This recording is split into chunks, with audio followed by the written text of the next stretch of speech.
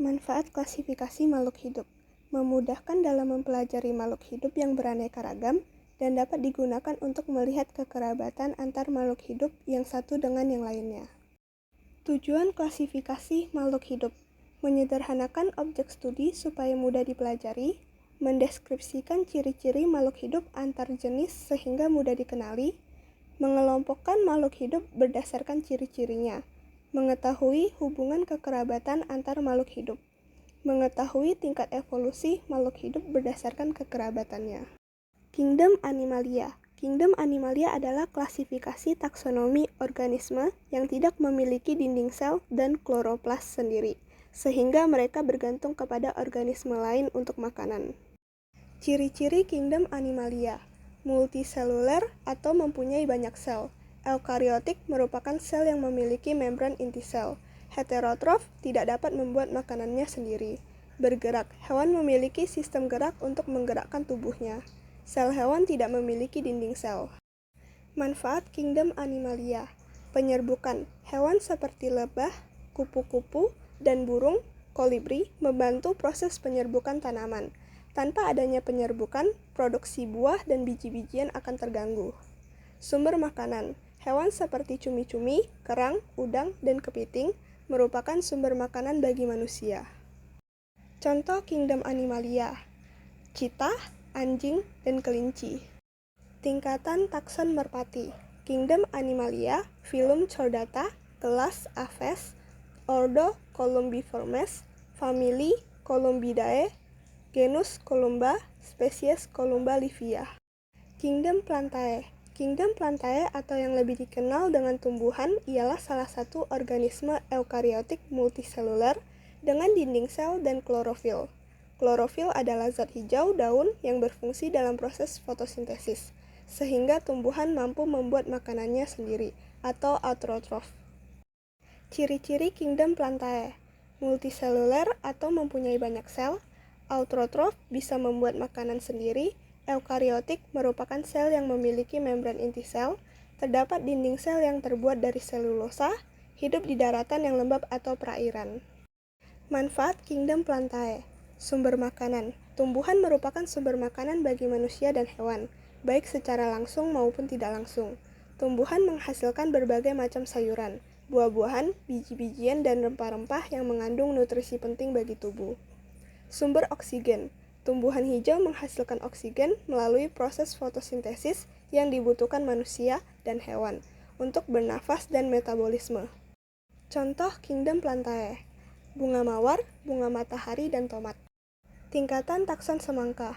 Kingdom Plantae, divisi Spermatophyta, kelas Dicotyledonea, ordo Cucurbitales, famili Cucurbitaceae, genus Citrullus, spesies Citrullus vulgaris.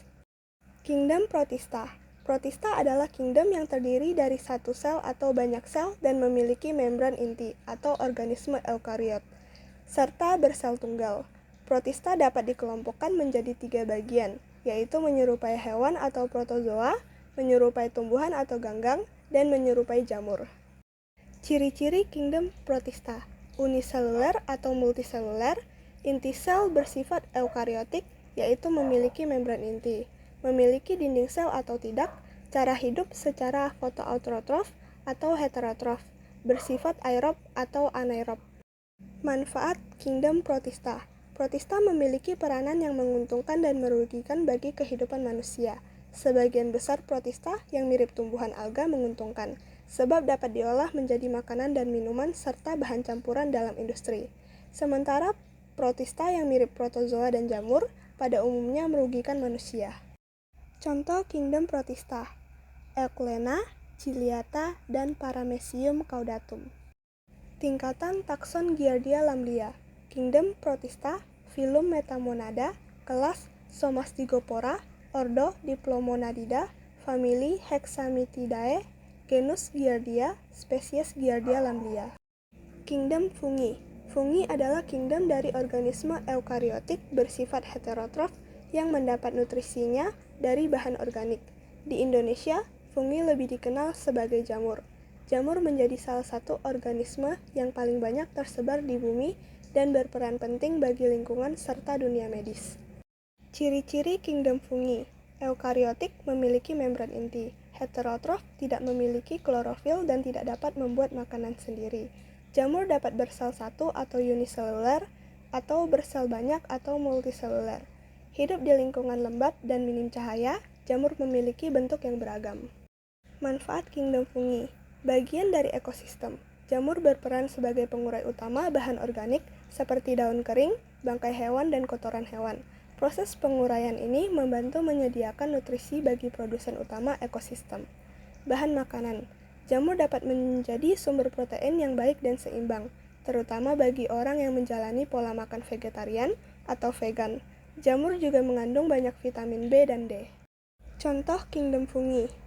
Jamur kancing, jamur cap, dan jamur tiram. Tingkatan takson jamur shiitake. Kingdom fungi, divisi Basidiomycota, kelas Homobasidiomycetes, ordo Agaricales, famili Marasmiaceae, genus Lentinula, spesies Agaricus bisporus. Kingdom Monera. Kingdom Monera merupakan salah satu organisme prokariotik dan tergolong sebagai organisme tertua yang ada di permukaan bumi. Setidaknya terdapat 2 contoh dari kelompok kerajaan tersebut, yaitu alga biru dan bakteri. Monera telah ada sejak miliaran tahun yang lalu dan menjadi makhluk hidup tertua di dunia. Ciri-ciri kingdom Monera. Uniseluler, Monera tersusun dari satu sel. Prokariotik, tidak memiliki organel yang diselubungi oleh membran. Monera memiliki dinding sel yang kaku. Monera tidak memiliki organel bermembran. Monera memiliki bentuk sel yang sangat bervariasi. Manfaat kingdom Monera. Pengurai. Monera berperan sebagai pengurai saprofit yang memakan bahan organik mati dan membusuk di tanah. Pembuatan makanan. Bakteri dalam kingdom Monera membantu dalam pembuatan berbagai makanan, seperti yogurt, minuman probiotik, keju, dan nata de coco. Contoh kingdom Monera. Cyanobacteria, Lactobacillus, dan Escherichia coli. Tingkatan takson Streptococcus pyogenes. Kingdom Monera, filum Firmicutes, kelas Bacilli, ordo Lactobacillales, famili Streptoceae, genus Streptococcus, spesies Streptococcus pyogenes. Sekian penjelasan yang telah saya berikan, terima kasih.